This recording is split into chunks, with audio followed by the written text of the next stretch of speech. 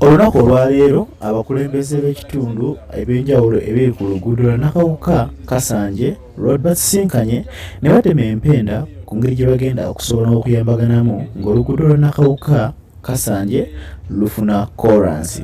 Tukwanirizaako nnyo omuli baffe omulungi Open Mic Media era tukwebaza olw'okutwekuumira ku buli kaseera awamu n'okutwagala. Ezo nteekateeka za gavumenti. It is all for the betterment of the road.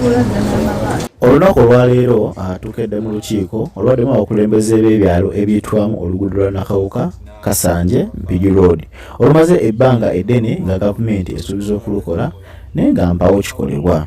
Mu bana abakulembeze mubaddemu abakulembeze okuva mu Kajansi Town Council, Katabi Town Council wamu ne Kasanje Town Council nga mulimu ebyalo nga Wamala Ward, Kawuku n'ebyalo bino ebiri ku luguddo lwa Nakawuka. Abakulembeze b'ebitundu omuli ba chairman ba LC1, councillors, ba mayors wamu n'abalala bakedde mu lukiiko olwadde mu abakulu okuva mu kitongole kya UNRA wamu n'ekitongole ekya WACS ne ministry ey'ebyenguudo era nga bawadde embalirira ku ngeri ensimbi gye zigenda okusaasaanyizibwamu ku luguddo luno naddi lwe tusuubira oluguddo luno okutandika okukolebwako. Motoka ndowooza bw'oba oyitawo ennaku zino ekimotoka ekiva ku pepsi bwe kibakyuka kisooka n'ekigenda ne kirivasing, so tewabadde seefu. So mu kutereezaamu ne tugamba enguudo zino tuzigatte, so olw'ekawuku lugenda kuba lukwatagana n'olw'Enakawuka. Abakulembeze okuva mu kitongole ekya UNRA ne wamu ne WACS bategeezezza nti oluguddo luno lwa Nakawuka Kasanje Mpigi Road luliko obuwanvu bwa kilometers 7.5 era nga kuno kuliko enguudo ez'enjawulo ze basuubira okukola nga mu nguudo zino eno kwe kuli oluguddo lwa Kisubi-Nakawuka Road, Kisubi-Nakawuka-Nateete nga ono lulina kilometers 27 nga kuliko ne Nakawuka Kasanje Mpigi nga ono lulina kilometers 22, kuliko ne Nakawuka Nanziga Maya nga lulina kilometers 11 ate kuliko Kasanje-Buwaya nga lulina kilometers 9 awamu ne Entebbe na Kiwogo olina kilometers 3.5. Okuzira wa lipoota efulumiziddwa ekitongole ekya UNRA, projekiti eno yali yakutandika mu Desemba ennaku z'omwezi 15 omwaka 2023 wadde nga waliwo ebitagenda bulungi ne bagyongerayo olw'ebbula ly'ensimbi kubanga bayagala basooke basasule abantu bonna abagenda okwesa oluguudo luno eno. Omwogezi w'ekitongole ekya UNRA agambye nti bagenda kutandika n'oluguudo olwa Kisubi-Nakawuka kubanga luno eno lwe lusinga okubeera olw'enkizo olw'embeera y'emirimu eruliko awamu n'obubenje obuyitiridde naddala ku kampuni eya Pepsi. Oluguudo luno olwa Kisubi-Nakawuka lutandikira ku Kisubi ku police station ne lugenda paka Nakawuka mu trading center era nga bagambye nti luno lwagenda otandika nalwo nga luliko ebitundu ebijolo omuli Kajansi Town Council ebyalo nga Kawuku, Wamala, Buzi, Sisa, Kasanje paka Nakawuka. Bagambye nti oluguudo luno lwagenda otandika nalwo then bagende ku luguudo endala nga bwe naba bateeseteese. Enguudo zaffe bwa Kiso kanjitewo kisekuretiwa Kiso kinene nnyo ng'era RDC bwe yayogedde ku development poloti zijja kulinnya there's not to look on the poloti only n'embeera zaffe ng'abantu zijja kulinnya kati nga bwe waliwo entegeka y'okuteekawo grievance committees tuddeyo tuzitandike maaso. Gavumenti teyinza butasasula muntu kagibe emyaka 10 kasita you have a genuine claim. Nawulidde nga General ayogera ng'ali wa Kiso laga nti gwe bw'oba tomatidde genda mu naye ffe tujja kuddira ssente zize twaliwa ziteeke mu ki then omusango bwe guliggwa either gwosinze wa gavumenti yekusinze you settle the matter okusinga okuyimiriza ki project. So I appeal kubanange abatuuze nga gavana waffe aliwa kubanga madamu gwe kyojjojjemu naye oyo bamuzaala wali ng'omanyidde ddala kayo Kajuli okimanyi nti pulezida yatugamba oluguudo Nakawuka-Nateete Kasanje 1989 you remember walina Nakawuka wa myaka emeka. Thank you. 26 years. President in Mumasoga, no endeavor when she'll get over. In fact, we never want to never see both. 73 years. Nasoma ndia bulungi.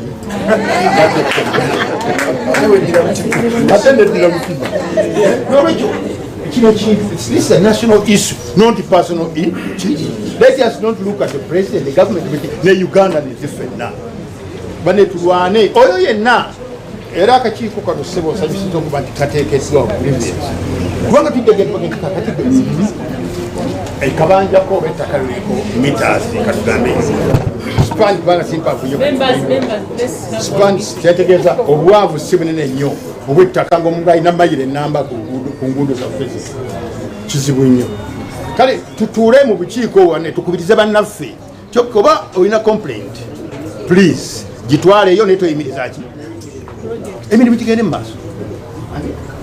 Point number 2, era gavana kyogeddeko n'abalala bakyogeddeko, ensasula. Nina ekizimbe kyange ku kkubo, it was condemned, era ne bangamba toddayo kukoleramu kintu ki kyonna bwe baali bakola surveyor ne alignment. It has been there ndoza myaka kati ebiri oba esatu. Era sikyongerangako wadde akantu n'akamu kubanga manyi nti kyabeera assessed already. Kati bajja ennaku ezo ne bakola realignment endala gye tutaamanya. Lack of information kibi nnyo. But technical people mujje kugula mu ngero tunnyonnyola. Aidha nziremu okukozesa ekizimbe gye tekijja kuyitibwamu luguudo oba nkireke nga bwe mwaŋŋamba. Point number 3, entegeke embi. Kubanga era nga mukize nti oluguudo olusinga okubeera bize ye Nateete Nakawuka wa Kisubi. Mukimanyi sente zaffe za bbanja za gavumenti bajeti zikyuka buli lunaku. Covid ayinza okutuddamu. Yes, Covid ayinza okukola. Mututuula emyaka ebirala egi. Sitting at zero scolaki. Ninge enyumba abagikondemininga dda bagira dda mu program. Those are natural phenomena. Oba calamities zotusobola kukola ki stoppinga. Let's press it make one. Then andirowooza that when you are planning one social section is vital. Banka motoka eva Nateete egenda Kisubi bekasa mpitirivu okusinga ka section ka Kasanje-Nakawuka. Wagala kugula gundi eri eve waffe buddu bwanika wamma timbogende entego yanguwe mangu kyantirembi simanyi naye nga in reality Nakawuka manya Nateete Nakawuka Kisubi Kasanje would have been the vital project to start with. No, you just come to me and give me promissory note ngenda kusasula enyumba tugimire. That is all. Kubanga simanyi obencha we. Simanyi obencha ki. Wendi ndio kengana ekintu genda maaso. So nsaba abakulembeze bannange. Muvile kugamba abantu baffe. Tuleme gana contractor genda maaso. Era ne Spania ne kilomita omukaaga ndoze emegenda muguli abatundu bakole bukozi. So tutudde kugula tubatiza abantu funa obugulu. Byo bitokera. No wadde project eno tugirindidde ebbanga ddene. Ate nga abakulu batugamba nti beetegefu okukola wadde ng'essente tezinnatuuka. Naye ekyo twagala okibakakasanga ffe abali ku luguudo nti essente tuzaagala. Wadde nti we are going to support you, naye ate essente tuzikola ki? Tuzaagala kubanga ebitundu byaffe twabigula. Mpozi era n'ekirala kyenjagala okwongerako kyekyokuba nti nno mukakase nti era bwe mugenda okukola nga bwe mugamba nti mugenda kukuuma obutonde bw'ensi. Ono gavana mumanyi tetwagala kubalaba nga muddamu kulwanaganira ate eri gavana ajja bakubira bwere nga mutwonoonedde entobe.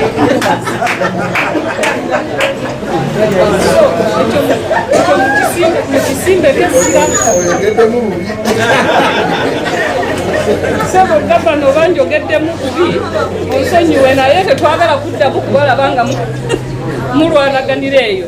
Mpozi na kino ekyokuba nti ekkubo ligenda kuyita wano e Kawuku. Bwe muba nga mugenda kuyisa naddala ku kkubo liri erifaanana obubi ab'e Katabi eryabalemedda, muba mutukoze bulungi nnyo kubanga go gaafuuka magombe.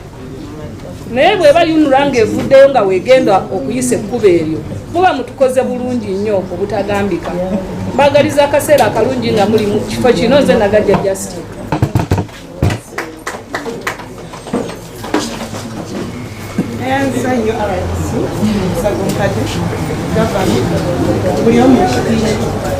Amanya Kayemba Herondokas nsaba omukyala Namulanda Road. Entegeera yange eyinza okuba si entegeera ya Honorable Nagajja oba kansala waffe omukadde. Abantu be tugendamu ffenna mukimanye ba honorables si bangu. Oli already yamaze dda okulya kiro z'ennyama yazirya alya dda. How are you going to convince that person nti sente zigenda kujja mu bbanga weeri? We need to come out with something strong kyetugenda okukozesa okugamba bano abantu. I personally speaking inako ekizimbe ekyange ne bajja ne bamenya kubanza olwaleero ntegedde ti gavumenti teyina okukakasa otya nti omukadde already abadde alinze school fees n'ebiddirira nti siina munnange enfukamidde ensaba olowooza agenda tukolera ki? Namba 2 kyenge kubo agavaako wemba nga nze mobilizing abantu abali mu eryo ekkubo balikwatagana ku kkubo lyagenda okukola ne tujja nga twagala mutuyambe musobola okutuyamba oba nedda. Tekajja ffe twagala ssente twagala okutala azze omwana omukolakola naawe gwe wennyini agenda okubuulira abantu ne bwonooba okikkiriza naye nga level of positiveness ntono tekijja kutambula. Gwe sooka olokoke otegeere gavumenti otegere nti gavumenti ejja kusasula oba budde ki, then olyokotegeeza abantu.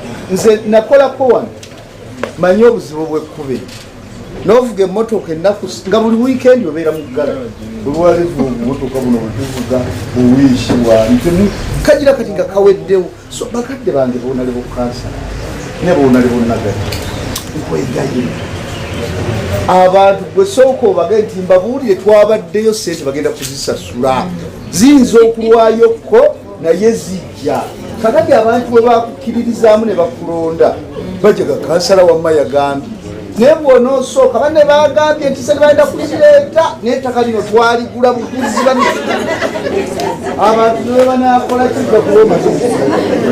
So negayirize bakadde bange bachairpersons beerosi bakansalas mwali badde bamba mugenda okuswaza chairman kumuwaana ono ng'oluguudo lulemye olw'ettaka.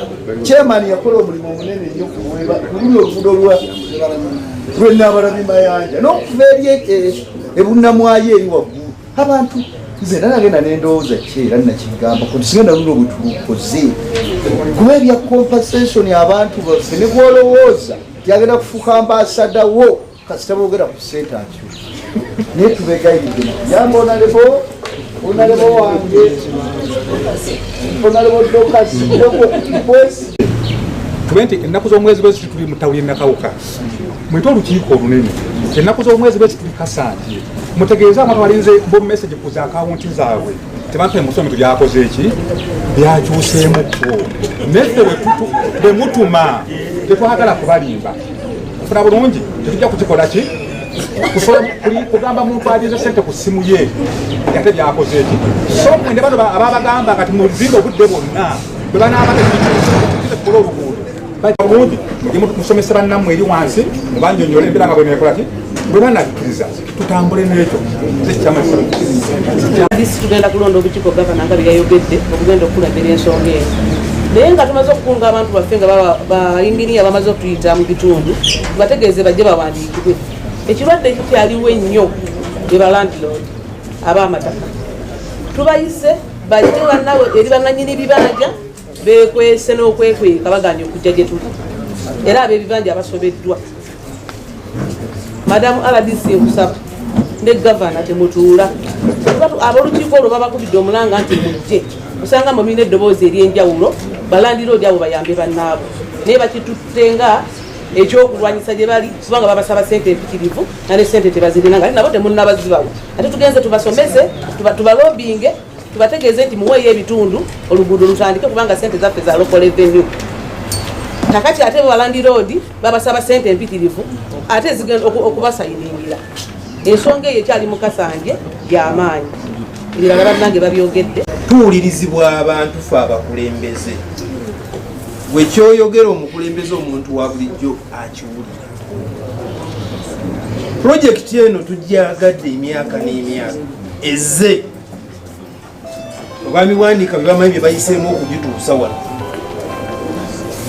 ate tutandise obbamalamu amaanyi ze mbadde nsaba pulojekiti eno nga bwe twagirindirira not later than even yesterday's rate nerero nziwandinga isinga badde Katabi badde mbagafe tutandike nga Katabi naye nga bwe kiri kikwata abantu abantu badde nsaba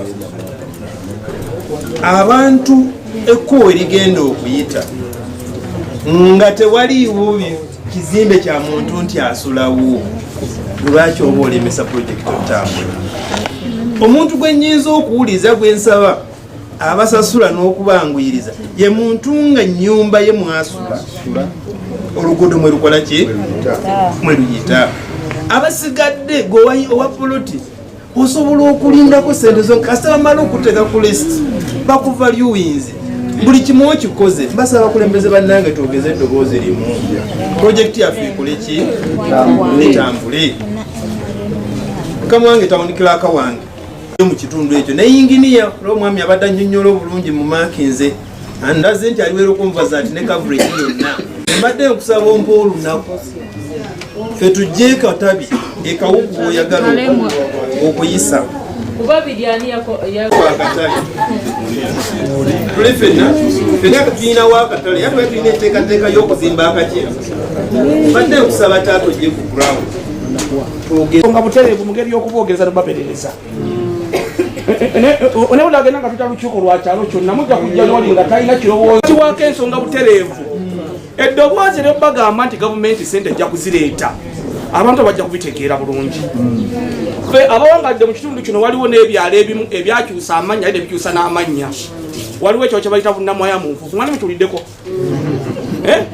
bunnamwaya mu nfuufu nga bayitangayo bunnamwaya mu nfuufu olw'enfuufu olwayita bunnamwaya mu kolasi so oluguudo nga mikavana wali olukola ne maama abaaliwo mu ofiisi yo waliwo abantu betwakulembeza ngaoyitibwa jebbi walusimbi abantu abakyalina ensa mu bantu nga beboogera ekigambo omuntu agula amatu ag'okunda n'ag'okundu n'awulira nti olaba onaayogedde awaliwo omulamwa ekyo nkikuddeko kyakulowoozaako tu olwayo tulina ekizibu mu ggwanga Uganda nti enkulaakulana eri waggulu w'enteekateeka oba enkulaakulana esooka enteekateeka mu maaso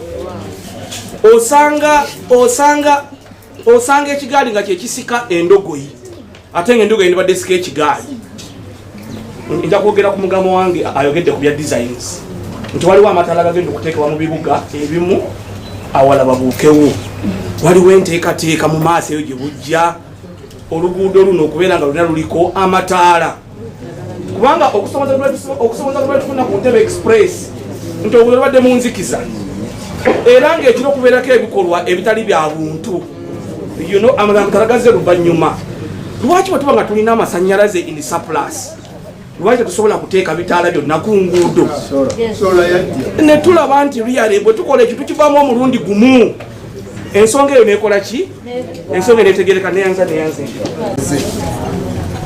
obuzibu nawe bukola ki webuva kakati eyo netwerabirayo netutandika okugamba nti kakati tulina okugenda mu maaso tukole ki zezimu ku nsonga lwaki tulina n'olwekyo ku biki bye tuzze tuyitamu tulina n'assignment gye twawa UNRA Ministry of Finance owekitiibwa Katumba Wamala Ministry of Works MP aba area yonna nga kwe kuli ne lawyer Segona abagenda okudraftinga MOU bwe zinaafaanagana kubanga bw'oba wanja gavumenti obeera n'akawandiiko okay ekyo kimu ekyokubiri ekisinza okuleeta abaero C1 LC1 abali wano buli LC1 agenda kufuna data ey'abantu abali affected mu luguudo kyetwavudde tubagamba nti ye bw'anaamala obbafuna bo bennyini ng'atudde ku kyalo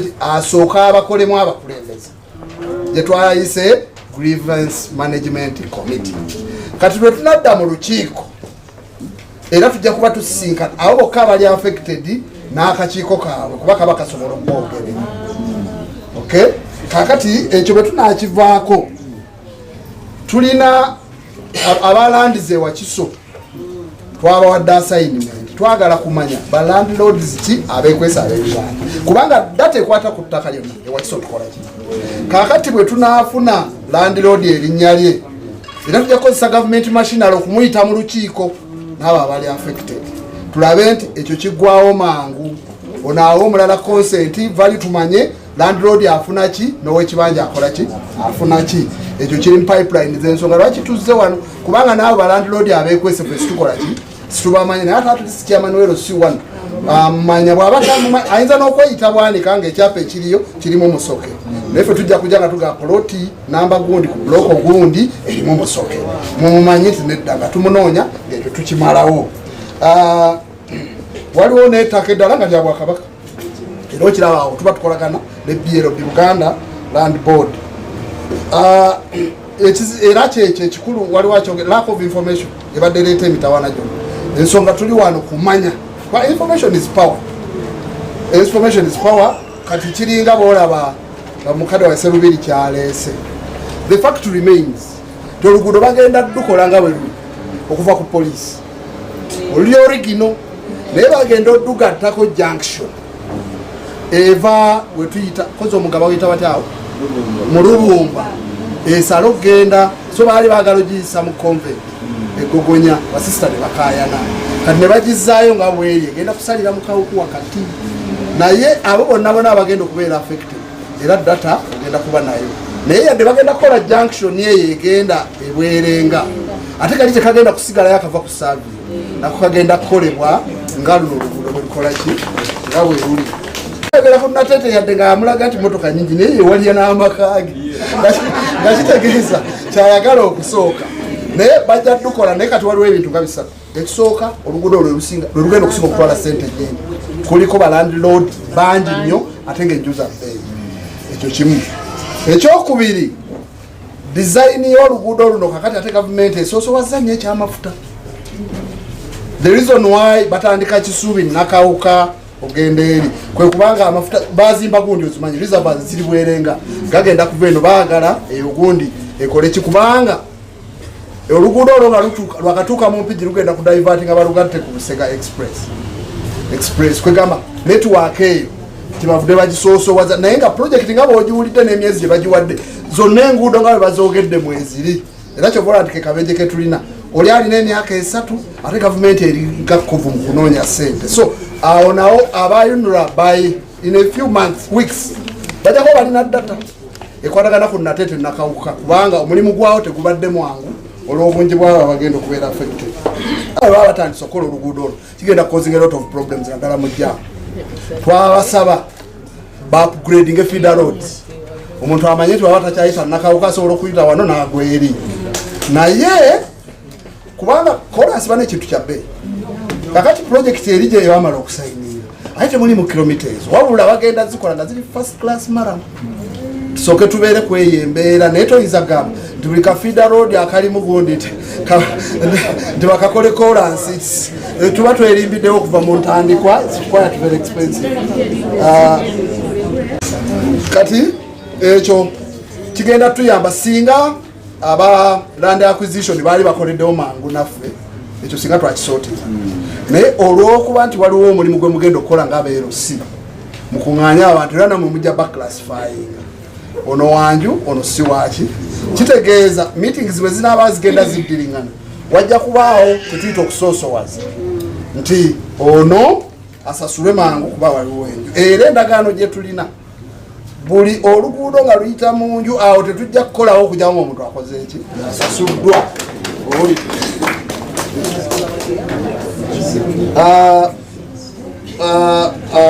ebintu ebisinga byogeddwako naye nze ndowooza kati obuvunanyizibwa waffe kuba tugamba meeting eno bwe tugivaamu buli kyama noero siwona alina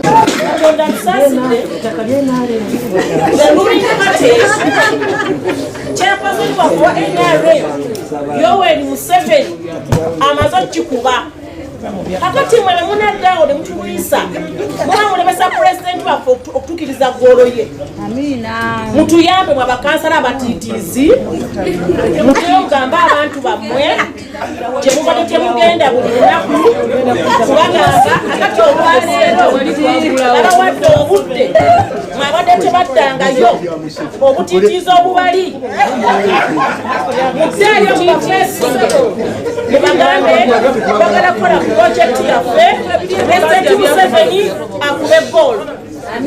Don't waste our time. Yes.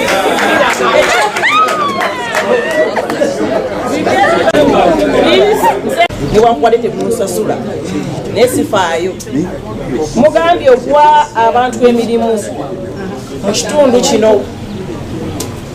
What are the procedures zebalina okugoberera applications baziteekawa kubanga ng'ekitundu ky'Enamulanda ffe tufunyeemu nnyo chairperson ekyalo gy'osula tukirimu nnyo katusaba yonere tubuulire abavubuka baffe abali mu kitundu musinziira ku kyobawa emirimu applications baziteekewa tuli ku bwangu tusigaza wiiki sigadde nambi Esther chairperson ndi musenyufu nnyo nti gavumenti esazeewo ekkubo litandike so n'olwekyo nze mbadde ndowooza tis a victory for all of us tuleke kukigamba nti kyaffeffeka aba NRM nedda tis for all the people bonna bagenda okubeera ku kkubo eryo abatuuze bonna agenda okubeera ku kkubo yonna akoze eki afunye kyafunyemu so n'olwekyo ndaba ekiyimiriza wano kusooka kubalaga power gye mulina mmwe abakulembeze. It's my point. The LC chairperson, LC2, LC3, what powers do you have over having to get a success or making this project a success? That is my mulamwa. Ogenda kubeerawo ogenda kukola ki contribution yo ng'omukulembeze kabale kubayita babiri bateekayo project y'amasannyalaze ebayita batya gunda bateekayo project y'amasannyalaze ne bagamba twagala kukola ekkubo okuva ku main road waliwo shortcut gye baalaba ne bagamba tusobola okuyitira wano bwe tuti ne tutuuka ku masannyalaze. Omukulu Robert chairman waffe wa LC1 awo Mukasa nakola judgment mbi nnyo n'atandika okukunga abakulembeze mujje musabe ssente musabe ssente. We didn't know what was going on. Ebisa ne Peter Robert mugamba are you crazy? Omusajja asazeewo okuwa ekkubo ajje ateekewo ekkubo mwe muyitemu tuli mu nkulaakulana oli mumusaba oli mu kukunga abantu basabe ssente. Kale nno n'atufiiriza abantu be ne bafiirwa kubanga ab'ekitundu ekirala ekyakabala ebbi ekirala ekiri kumpi ne Bununu bo bagamba kubanga waliwo projects zaki za Canaan sites bo bagamba mujje ne babaaniriza ne bawa ekkubo lya bwerere plot ne bagamba mupime bwe mwagala ekkubo ne balikyusa ne liva wali ne lijja wano. N'olwekyo badde ensaba mulina powers nyingi abakulembeze mudde eri ku ground mulage advantages ez'okufuna ekkubo. Tugenda kufuna amafuta essundo baliteekawo ddali weeriri amafuta gagenda okuva eri gayitemu gagendewa empigi ago business mugenda kusooka kufuna aba drivers bafune emirimu bamakanika bagenda kufuna emirimu aba restaurant bagenda kufuna emirimu ekitegeera abakozi abagenda okukola mu ebyo. Do you know what it means? It's a mega project. So byenyagala mubuulire abantu abazukulu ba muzeeyi mubabuulire tugenda kufuna nnyo wano okusinga okitegeera kati bana ba compensation ate bagenda okubeera n'ebizimbe kubanga bagenda kutwala katundu k'ettaka bakulekere plot sente ze bana compensating otekewo commercial building kikyotalaba nti ofunyemu oli ku ttaka ti wali kyolundirawo tolina kyokolerawo ne government egambe kati tutekewe kubo kole bana tutunule wala tubene vision mubene ne vision ngeya NRM okutunula wala no banga lwacho ofunamu no lwacho bana eva wagulu nga nsima nga bana imwe balenyo okujja mama kyusa nibe tasobola kola ki kukyusa byonna betubadde twogera byetololerawo njagala tusooke tukkirize nti gavumenti teina sente zigenda compensating abantu mu budde naye ate tesobola bula sente zigenda compensating abantu ng'eweereddwa ki omukisa n'obudde wewange essaawa ya leero bagamba bakusasulako only 4 billion ku assessment gye bakakola over 350 billion tukkirize sente ezikola compensation zisobola okuba nga essaawa yakakati tezikola ki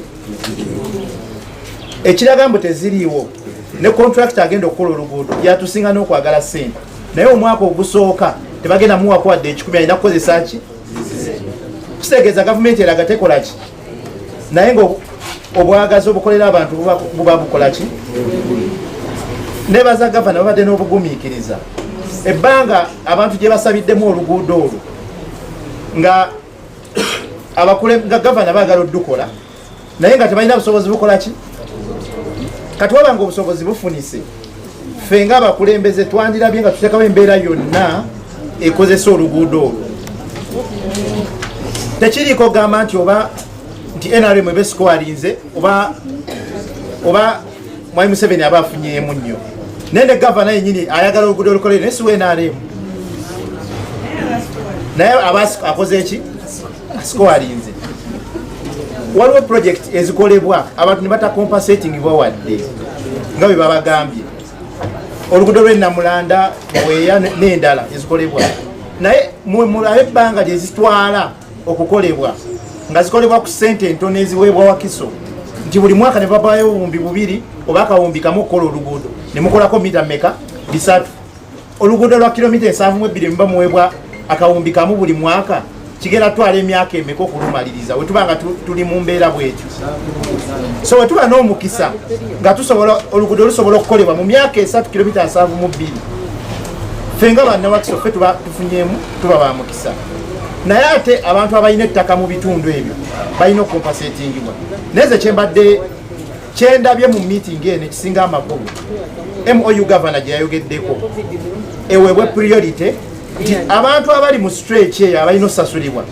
at least babeere ne MOU ne gavumenti nga balina assurance mu nkwawa nti nina assurance ettaka lyange ligenda kukola ki then abo abali mu mayumba agasulwamu basooke bakole kwabo naffe tukkirize era bantu bannyonnyole ti gwe alinamu ettaka funa MOU eraga nti bubbanga bali tebagenda kukola ki kusasula oli alinamu ennyumba yasasulibwe tuleme gamba nti lwaki basasudde oli nange sivaawo nga tebakoze eki tuba tulemesa project genda mu maaso so ekya MOUs bategere nti waliwo obwagazi bw'okuba compensatinga naye n'obusobozi bwa ssente ziba compensatinga tezikola ki teziriwo mu budde zijja beerawo ne tezikola ki teziriwo mu budde waliwo project gye tubadde twagenda okujja ewakisoze kino kyekisanje kyange ekisoose nga bagavana ne badde bagezaako gikola ki ogigoba naye at the end of the day amaze ne project ne bagiyita eya Greater Kampala Metropolitan Area mulimu kilomita ezirina okuyibwa kolansi zisukka ne mu 8 naye nga zigenda kukolebwa mu Wakiso naye ku eyo project tekuli sente za compensation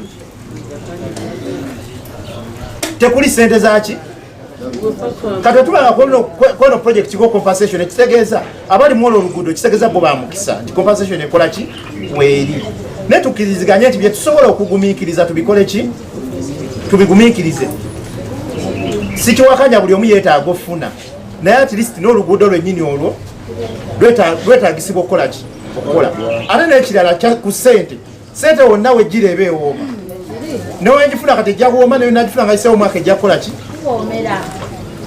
advantage ow'oluguudo gyafuna namu nga ssente eruddewo n'okujja ku example tebannakola luguudo bakuwadde ssente nzibu yakuuma mu nsawo naye we bakuwa ssente nga oluguudo bamaze odduteekawo nga balina okuwa obukadde bwo 5 ne babukuwa naye nga ku poloti yo bagisalako ekitundu kitegeeza ofunye ne sente zigenda ozimbawo ogenda okukola ki oteekawo project eri commercial mu kitundu ekyo. So nze nandiwagidde ekyokuwa abantu sente nga tebannakozesa ttaka lyabwe naye wekiba ate nga kyekigenda olemesa project ogenda mu maaso tunnyonnyole abantu tukkirize tubakole ki tubannyonnyole abantu bajja tegeera olondese grievance management committee awo tujja okuva tusule tiimu eno yonna ejja ebasinkane nga balina ne representation oluusi n'ebyo byebadde basazeewo ng'ebibaluma. Akalala nti oluguudo nga luno lubeera n'ebizibu byalo bingi n'ebingi bye twandyagadde okumanya n'okukola naye ebyo bijja kuba enkiiko bwe zijja kubangawo buli budde. Tugamba tetweraliikirira nti kino kinaaba kitya kati ekisinga obukulu luguudo okutaana kitegeeza nti ettaka lye tuwadde ki priority naye ebintu bingi ebibeera mu projekiti ng'eno bye tutasobola kumala kati ate ebijja n'okulabika ng'oluguudo olutandise nga tubadde tunabira. Nolwekyo wotayashuwayo tugenda kuba tukwatagana buli budde ne ba contractor ne ba UNRA ne RDC's office okubanga buli budde tuwuliziganya ne tubeera n'enkiiko ezimalawo obutabanguko n'obutategeeragana. Awangale kiraga bulungi nnyo nti project yakoze eki era kituwadde essuubi nti project mugi blessings ekole ki makyazi walimu obwo obubadde busigaddemu naye basebo ne banyamu njagala kusaba kino UNRA tesoose kukola luguddo Nateete Nakawuka UNRA ekola Uganda yonna suubira muzze mugoberera mulina ab'enganda zammwe mulina abakulembeze musobola okubuuza UNRA buli bwekola project obanga egenda kutandika project nsuubira gavumenti abantu bonna ababa bagenda okuba affected mu area eyo gavumenti ebakompensatinga okusinziira kisobola okulwako katono n'esente zimala nezikola ki so temusuubira nti tuyinza okumala wano obudde ffenna kuva ku makya tituize kulimbabo oba n'abantu baffe abasigaddewo. Nze nsaba kino omanyi buli bwobeera omukulembeze oyisanga engalo mu maaso bangi bandi bayagadde okubeera abakulembeze nga bwetulwana naye lwaki oli mukulembeze tekitegeeza wansi olinawo abantu abakola ki abakuwuliriza abakukkirizamu yensonga ssentebe w'ekyalo oba gavana w'ekyalo oba pulezidenti w'ekyalo toyinza kunga nti kyamana ojja kuyimirira ogamba abantu nti banaye projekiti ezze bagenda kubasasula kino n'ekino n'ekino ogambe nti abo abantu banaagana nti kyamana tukuggyemu obwesige ani ataagala nkulakulanye honarebo kansalas abali wano nsuubira lwaki abantu babalonda actually mwalikozeseza omukisa guno nga honarebo ono wayogedde wekatabi kansaloni tibanaye singa oba omukisa mu butwefu abekatabi yene tawulikira akabu kwegamba balaba nti ekintu omukisa gukola ki mu bayibuli Yesu bwe yali ayita abantu ne bamanya nti Yesu enkyagera kuyita wali ababeeranga balwadde nga balina endwadde ne basembera okumpi bakola ki abatasembera kumpi nakati bakyalina ebigenge tegeeza tebawona abalala bafa. Saagala tubeere ng'abantu abagamba nti project bulijjo tetugisabira mubadde wama temusabira luguudo myaka 26 kati Katonda president atuwadde twalibadde tweyisana bweyita mu maaso tugamba bwogagavana talina byakola lwaki ofiisi yagigadde ali wano ne vice we sipiika talina byakola mwe temulina byakola twalibadde tukola buti nti Katonda ayambye ensi eggwanga enfuufu emmotoka badde basiba mu garagi bakanyuma buli wiiki n'olwensonga eyo mukyala we nyalemu ayogezezza vibe okulaga nti ali mu buyinza nensuubira nti essanyu lyayina liyali kyekyo kyabadde ateeka okola ki okwogera. So tubasaba tubeere bakkakkamu abakulembeze tubuulire enjiri olwaleero buli bwolukoka n'otandika enkya obeera olukolayo abalala bataano noga nti abaalo kino nekino nekino ekira kyenjagala okutangazaamu nti abantu bano abayunula bantu balungi ate batuwadde assurance emala nti mu buli ngeri oba batandiseeko n'ekitono ate ne contractor muwulidde contractor want to appreciate you so much because really they have told that the gathering here these people that you're going to start tola nti omusajja oli atuyambye ng'eggwanga tuyinza obba tuna mu mbeera endala ate njagala ebyobufuzi kati biveemu tukuze twawule ebyobufuzi ti 226 zigenda kwali twawule ne project yes kyovula abakulembeze bali wano bano si benyalemu naye bali wano okulaba nti liyale chairman agenda kusaba akalulu kubanga oluguudo lukoze eki kansala ali wano ogenda kusaba akalulu kubanga oluguudo lukoze eki kati gwona ogamba abantu tuwama mu mpaaka lunagana oluguudo dukola bajja kukuba mayinja kubanga wagaana enkulaakulana.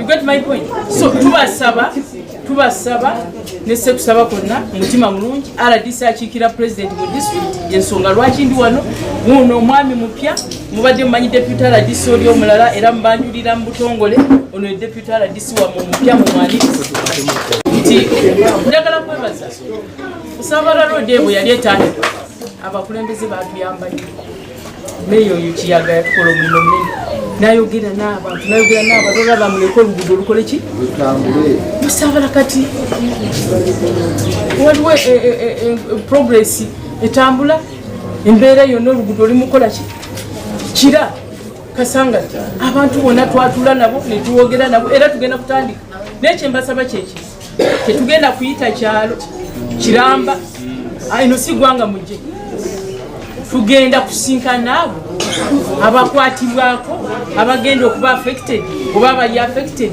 boka ekyo mukifunye bulungi so siga nti owayi muliraanwa ajja kujja n'ebibye akugambe nti raba wano bakuwadde miliyoni 5 ate badde bagenda kuwa miliyoni 3 bakubye project ekole ki njagala bakansalazi abali wano ab'ebitiibwa mukitunulire ekyo yensonga lwaki yunula ejabbawa lisiti netejabbawa chairman yunula teyinza kuwa ntino omuntu ono tugenda muwa sente wezi sikirabangako kubanga sirwe tusoose okukola nabo nejja kuwa lisiti y'abantu bo abagenda okuba affected naye okyoga nti ono twamugerekedde chairman ate bwanagamba oli nti bakusedde wano ki waliwo tukkirize oba tugaane yunula byesigaliza oba gavumenti ate waliwo naffe abakulembeze bye tulina okukola ki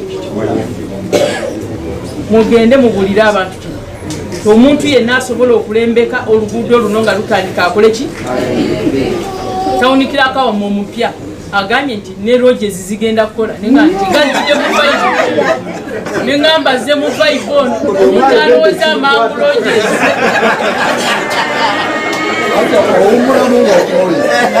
obutandika project oba okkiriza oba tokkiriza nekola ki sebo nimbe tamuzirako kiri amawanga amala tegegayirira abantu ne president Museveni yegayirira yensonga laki tusiibye wali kubanga eno nkulakulana enfuufu ekuba buli bwe tulemesa tuba twelemesezza so mumutima mulungi Katonda atubeere twagala bakakasa contractor. I want to assure you as far as I represent the president here in Wakiso district we shall support you. So we'll mobilize people, the design team and also the construction team. They are on site already. So now I can say when we receive the commencement letter from UNRWA, we could start the work, the physical works. And also today I hear from the chairman, also the abali. We want your full support. You may give us land, we could start the work. Without land, our machine, we are park on site because no night. And also we need your support for like the ball pit, the material, the mirror. Also we need a dump site. For dump the waste material.